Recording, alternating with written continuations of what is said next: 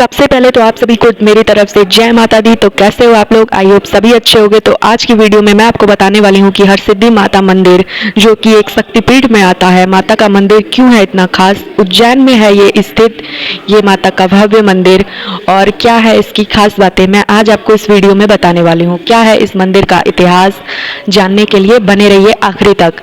तब तक के लिए आप लोग ने अगर चैनल को सब्सक्राइब नहीं किया हो तो सब्सक्राइब कर लेना, अगर वीडियो पसंद आए तो आखिरी में लाइक कर देना और दोस्तों के साथ शेयर करना बिल्कुल मत भूलना। तो आइए जानते हैं उज्जैन के हरसिद्धि माता मंदिर के इतिहास की 5 खास बातें और महत्व। तो सबसे पहली बात है ये, उज्जैन में महाकाल क्षेत्र में आता माता हरसिद्धि का प्राचीन मंदिर है। कहा जाता है कि यह स्थान सम्राट विक्रमादित्य की तपोभूमि है।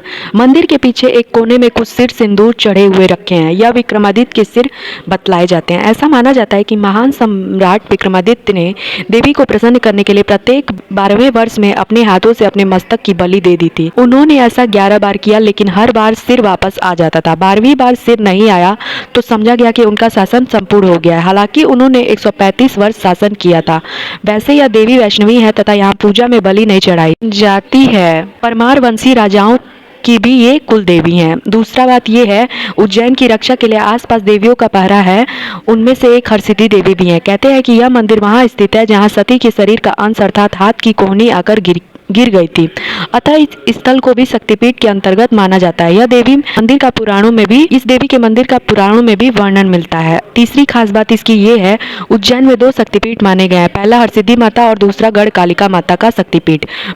पुराणों में उल्लेख मिलता है कि उज्जैन में शिप्रा नदी के तट के पास स्थित भैरव पर्वत पर मां भगवती सती के ओष्ठ गिरे थे। अतः हरसिद्धि माता का मंदिर वहां स्थित है जहां सती के शरीर का अंश अर्थात हाथ की कोहनी आकर गिर गई थी। अतः इस स्थल को भी शक्तिपीठ के अंतर्गत माना जाता है। यह देवी मंदिर का पुराणों में भी बहुत ही बड़ा महत्व है। कहते हैं कि चंड और मुंड नामक 2 दैत्यों ने अपना आतंक मचा रखा था। एक बार दोनों ने कैलाश पर कब्जा करने की योजना बनाई और वे दोनों वहां पहुंच गए। उस दौरान माता पार्वती और भगवान शंकर द्रुत क्रीड़ा में निरत थे। दोनों जबरन अंदर प्रवेश करने लगे तो द्वार पर ही शिव के नंदीगढ़ ने उन्हें रोक दिया। दोनों दैत्यों ने नंदीगढ़ को शस्त्र से घायल कर दिया। जब शिव जी को यह पता चला तो उन्होंने तुरंत चंडी देवी का स्मरण किया। देवी ने आज्ञा पाकर तत्क्षण दोनों दैत्यों का वध कर दिया। फिर उन्होंने शंकर जी के निकट आकर विनम्रता से वध का वृत्तांत सुनाया। शंकर जी ने प्रसन्नता से कहा, हे चंडी, आपने दुष्टों का वध किया है, अतः लोक ख्याति में आपका नाम हरसिद्धि नाम से प्रसिद्ध होगा। तभी से ही इस महाकाल वन में हरसिद्धि विराजित है। ओरछा स्टेट के गजेटियर में फेज 82.83 में लिखा है कि यशवंतराव होलकर ने 17वीं शताब्दी में ओरछा राज्य पर हमला किया। वहां के लोग जुझोतिये ब्राह्मणों की देवी हरसिद्धि मंदिर के अरिष्ट निवारणार्थ प्रार्थना कर रहे थे। औचित्य वीर सिंह और उनका लड़का हरदौल सवारों की एक टुकड़ी लेकर वहां पहुंचा। मराठों की सेना पर चढ़ाई कर दी। मराठे वहां से भागे। उन्होंने यह समझा कि इसकी विजय का कारण यह देवी है, तो फिर वापस लौट कर वहां से उस मूर्ति को उठा लाए। वही मूर्ति उज्जैन के शिप्रा तट पर हरसिद्धि है।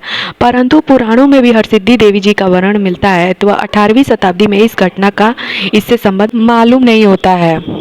अब मंदिर का परिचय क्या है ये मैं आपको बताने जा रही हूँ। तो हरसिद्धि मंदिर की 4 दीवारी के अंदर 4 प्रवेश द्वार हैं। मंदिर का मुख्य द्वार पूर्व दिशा की ओर है। द्वार पर सुंदर बंगले बने हुए हैं। बंगले के निकट दक्षिण पूर्व के कोण में एक बावड़ी बनी हुई है जिसके अंदर एक स्तंभ है। यहाँ श्रीयंत्र बना हुआ स्थान है। इसी स्थान के पीछे भगवती अन्नपूर्णा की सुंदर प्रतिमा है। मंदिर के पूर्व द्वार से लगा हुआ सप्त सागर रुद्र सागर तालाब है, जिसे रुद्र सागर भी कहते हैं। रुद्र सागर तालाब के सुरम्य तट पर चारों ओर मजबूत प्रस्तर दीवारों के बीच में यह सुंदर मंदिर बना हुआ है। मंदिर के ठीक सामने 2 बड़े दीप स्तंभ भी हैं। प्रतिवर्ष नवरात्र के दिनों में 5 दिन तक इन पर दीप मालाएं लगाई जाती हैं। मंदिर के पीछे अगस्तेश्वर का प्राचीन सिद्ध स्थान है जो महाकालेश्वर के भक्त हैं।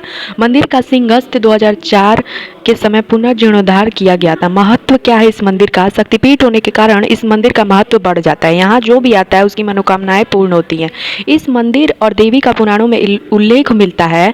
नवरात्रि में यहाँ उत्सव का माहौल रहता है। यहाँ की देवी का तांत्रिक महत्व भी है। यह श्री सूक्त और वेदोक्त मंत्रों के साथ पूजा होती है। यहाँ पर मान्यता के अनुसार यहाँ पर स्तंभ दीप जलाने का सौभाग्य हर किसी को प्राप्त नहीं होता। कहते हैं कि स्तंभ दीप जलाते वक्त बोली गई मनोकामना पूर्ण होती है। यहाँ दुर्गा से संबंधित भव्य यज्ञ और पाठ का आयोजन रहता है। तो ये था इस मंदिर का महत्व और क्या इतिहास था, ये दोनों चीज़ें मैंने आपको बता दी। और एक चीज़ और मैं बताना चाहती हूँ कि मैं जनवरी के समय में इस मंदिर में गई थी। इसमें जो आरती होती है वो भव्य आरती में मैं सम्मिलित भी हुई थी। तो मैं आप सभी से निवेदन करूंगी कि आप सभी को भी एक बार इस मंदिर में ज़रूर जाना चाहिए। तो आप लोग देख सकते हो ये जो भव्य आरती हो रही है ये शाम के समय की आरती है। तो इसमें मैं सम्मिलित हुई थी। मंदिर में दर्शन करने के बाद जब ये आरती शुरू हुई तो मैं यहीं पर विराजमान थी और मैंने माता से जो भी अपनी मनोकामनाएं आप मांग सकते हो, आप उनसे आशीर्वाद पा सकते हो कि आप मुझे सेवा का अवसर दें। ये सारी चीज़ें आप जो भी आपकी इच्छा हो वो आप उनसे कह सकते हो। तो एक बार आप सभी से निवेदन है कि आप सभी यहाँ पर ज़रूर जाएं। और अगर आपको वीडियो पसंद आया हो, जानकारी अच्छी लगी हो तो मेरे चैनल को सब्सक्राइब करना बिल्कुल मत भूलिएगा। इसके पहले भी मैंने कई ब्लॉग डाले हैं जैसे कि महाकालेश्वर मंदिर का ब्लॉग, ओमकालेश्वर मंदिर का ब्लॉग, मैहर माता मंदिर का ब्लॉग। अगर आपने वो ब्लॉग नहीं देखा तो वो ज़रूर देखना। अगर आपको लिंक चाहिए तो मैं डिस्क्रिप्शन में वो लिंक डाल दूँगी। तब तक के लिए जय माता दी। मिलते हैं नेक्स्ट वीडियो में।